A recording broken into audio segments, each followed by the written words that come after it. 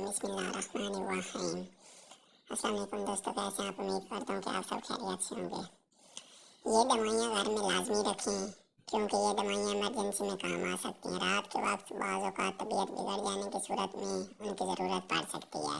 Doctor available ना हो या फौरी तिब्बी इमदाद के तौर पर इस्तेमाल की जा सकती हैं।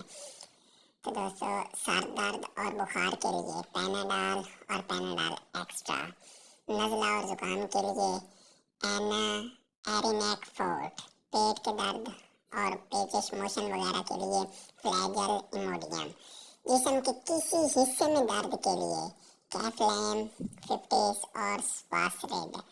उसके बाद है वो हाई ब्लड प्रेशर के लिए सेपोटेन, सीने या गले की खराबी के लिए आगमेंटेन, उल्टी वगैरह के लिए ग्रेविनेट टैबलेट, गैस के मसाइल के लिए गैविस्कॉन सिरप और म्यूकिन सिरप, तेजाबियत और सीने की जलन और मैदे के लिए राइजिक जो 20 पावर का होता है, या इसको जो है वो इस्तेमाल किया जा सकता है।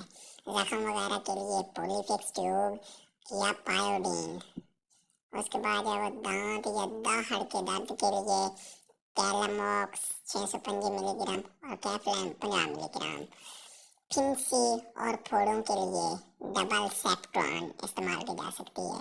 बच्चों या बड़ों के बुखार के फौरी आराम के लिए ब्रूफिन सिरप इस्तेमाल किया जा सकता है। नौनिहाल बच्चे के बुखार के लिए पैनाडॉल ड्रॉप इस्तेमाल किए जा सकते हैं। नौनिहाल के पेट दर्द या बड़े पेशाब के ना आने की सूरत में या पेट में गैस के लिए कोलेक ड्रॉप्स इस्तेमाल किए जा सकते हैं।